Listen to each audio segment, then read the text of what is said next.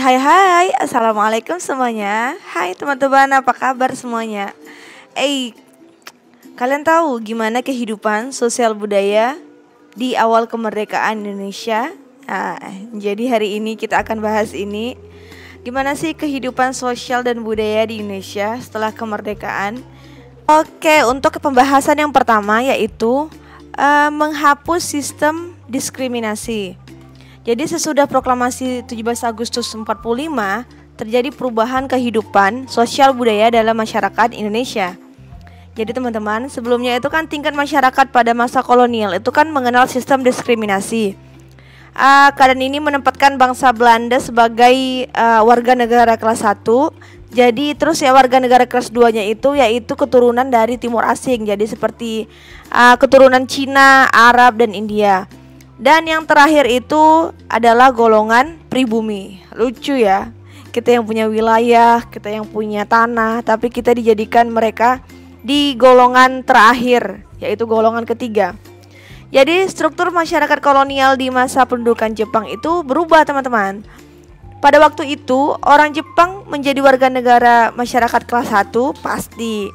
Dan golongan pribumi dijadikan sebagai warga negara kelas 2. Jadi naik ya tingkatannya. Sedangkan golongan timur asing dan Indo-Eropa merosot menjadi warga negara kelas 3. Nah, jadi gimana setelah kemerdekaan? Nah, setelah kemerdekaan dihapuslah sistem diskriminasi tersebut atau golongan-golongan tersebut. Jadi pemerintah Indonesia tidak melakukan perbedaan perlakuan berdasarkan ras, keturunan, agama, atau kepercayaan yang dianut setiap warga negara. Jadi setiap warga negaranya mempunyai hak dan kewajiban yang sama. Nah, namun masih ada sisa-sisa sikap diskriminasi warisan dari zaman penjajahan, baik zaman penjajahan Jepang ataupun Belanda. Nah, teman-teman, untuk yang kedua yaitu sistem pendidikan nasional.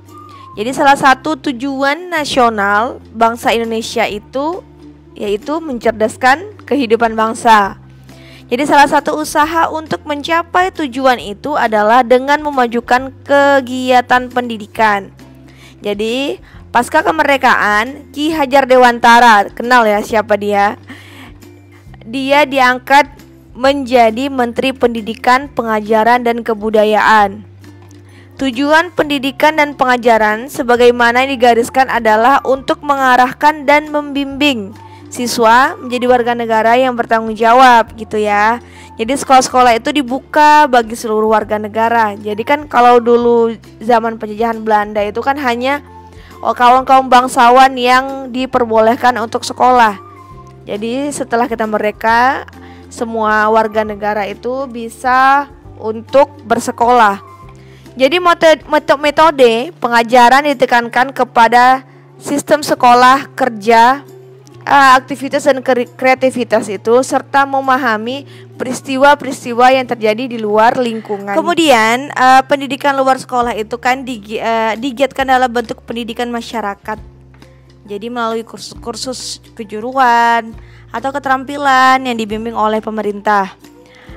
Jadi teman-teman, ada peraturan tentang wajib belajar. Jadi anak-anak itu memang wajib untuk masuk sekolah. Jadi kayak wajib belajar 9 tahun gitu-gitu ya.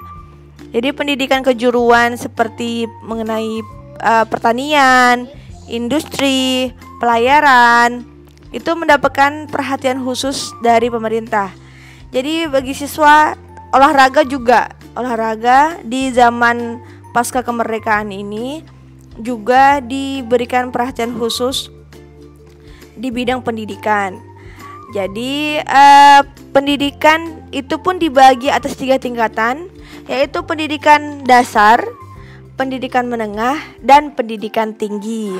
Kemudian teman-teman, yang ketiga yaitu bahasa Indonesia sebagai bahasa persatuan. Bahasa Indonesia sebagai bahasa persatuan itu mengalami perkembangan yang sangat pesat. Jadi karena bahasa Indonesia ini dijadikan sebagai bahasa persatuan, layaknya diisi di Sumpah Pemuda, ya kan? Perkembangan ini disebabkan oleh kuatnya semangat nasionalisme yang melampaui batas kedaerahan.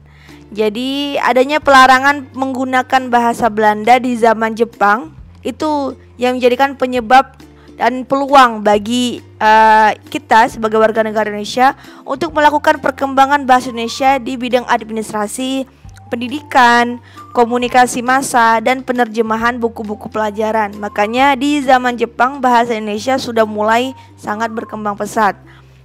Nah, di awal kemerdekaan teman-teman, bahasa Indonesia ini juga telah melaksanakan fungsinya sebagai bahasa nasional. Perkembangan bahasa Indonesia sebagai bahasa nasional berjalan bersamaan dengan perkembangan sastra Indonesia. Tampillah sastrawan-sastrawan baru yang dipelopori oleh Chairil Anwar dan Idrus. Kenal ya mereka? Chairil Anwar itu kan salah satu tokoh sastrawan angkatan 45 yang kemudian terkenal sebagai angkatan 45 nih.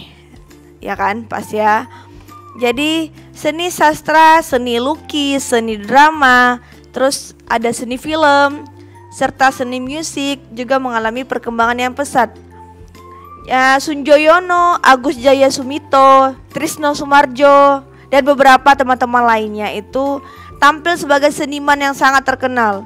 Lagu-lagu baru pun bermunculan dengan tema nasionalisme yang dapat memberikan semangat dan menghilangkan rasa rendah diri dan disebabkan oleh penjajahan. Ismail Marzuki, tahu ya siapa? Cornel Simanjuntak, Amir Pasaribu, dan lain-lainnya itu juga komponis-komponis muda yang sangat berbakat. Seniman lain yang terkenal dalam bidang perfilman itu seperti Dr. Huyung, Usmar Ismail, dan lain-lain. Kemudian juga banyak teman-teman ataupun banyak seniman-seniman di bidang-bidang lain seperti bidang fotografi dan lain-lainnya gitu. Nah, itu dianya. Jadi kan proklamasi kemerdekaan Indonesia memperoleh dukungan dari seluruh lapisan masyarakat di semua daerah. Namun kehidupan perekonomian Indonesia di awal kemerdekaan memang sangat memprihatinkan. Aku sudah pernah bahas ini.